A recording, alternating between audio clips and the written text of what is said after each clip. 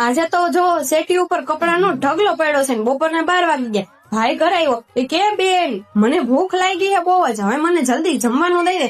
અને હું તો હજી કામ કરતી હતી, મને આવી ગયું ટેન્શન. મેં બપોરના 12 વાગી ગયા, ભાઈ ઘરે આવી ગયો, હજી રાંધવાનું બાકી, હવે શું કરું? ત્યાં તો મને યાદ આવ્યું, મેં પુરોહિતનો નાસ્તો પડ્યો છે ઈ ભાઈને દઈ દઉં. ત્યાં તો આપણે પુરોહિતના પેકેટ હાથમાં લઈ લીધા. જો તો ખરા કેટલું મસ્ત પેકિંગ છે. એક છે પુરોહિતના ખટા મીઠા મિક્સ અને બીજું છે પુરોહિતની તીખી બુંદી. તો ચાલો, હજી રાંધવાનું બાકી છે ને, ત્યાં ભાઈને હું આ નાસ્તો કરવા દઈ દઉં. તો જો સૌથી પહેલા હું લઈ લઉં છું પુરોહિતની તીખી બુંદી. જો કેટલું મસ્ત પેકિંગ છે અને સરળતાથી ખુલી જાય છે, નાના બાળકો પણ ખોલી લે.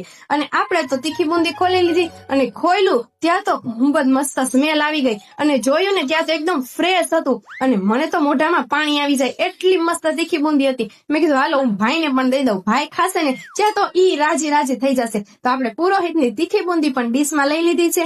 અને પછી મેં કીધું હવે પુરોહિતના ખટા મીઠા મિક્સ પણ ભાઈને થોડાક દઈ દઉં, એટલે ઈ ખાય એટલે વધારે રાજી થઈ જશે ભાઈ. તો ઈ પેકેટ પણ મેં ખોલ્યું ને એકદમ મસ્ત સ્મેલ આવી ગઈ. અને જો તો ખરા કેટલું મસ્ત મિક્સ આવી ગયું છે, ખટા મીઠા મિક્સ.